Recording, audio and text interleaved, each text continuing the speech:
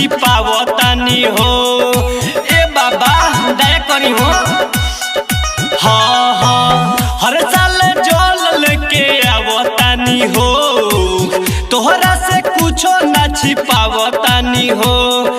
जल्दी से करब की तनी लेट करब का, हे बैकुंठ वाला बाबा माल से सेट करब का, हे देवघर वाला बाबा माल से सेट करब का।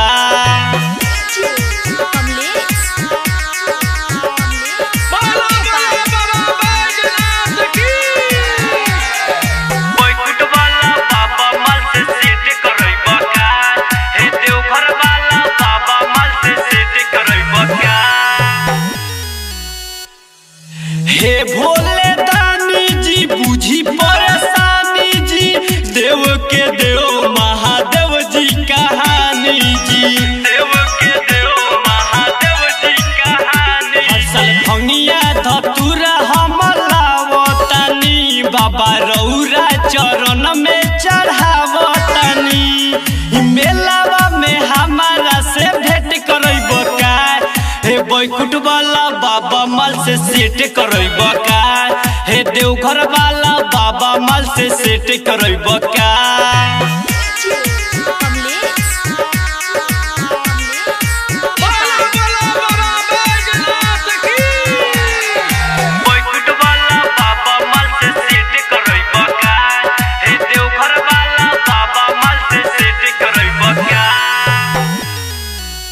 राइटर विजय दीवाना बा कहत रोजाना बा, गावता सामू भोजपुरिया नु गाना बा, गावता सामू भोजपुरिया नु गाना। सुनु राजा पतनी सानु दया कदी, बाबा चरण में आइल बा रौरा घरी।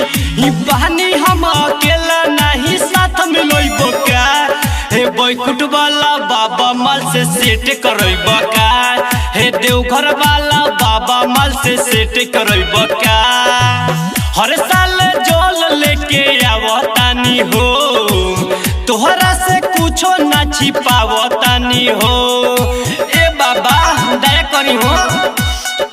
हाँ हाँ हर साल जल लेके आवतानी हो, तोहरा से कुछो ना छिपावतानी हो। जल्दी से करब की तनी लेट करब का, हे बैकुंठ वाला बाबा माल से सेट करब का, हे देवघर वाला बाबा माल से सेट करब का।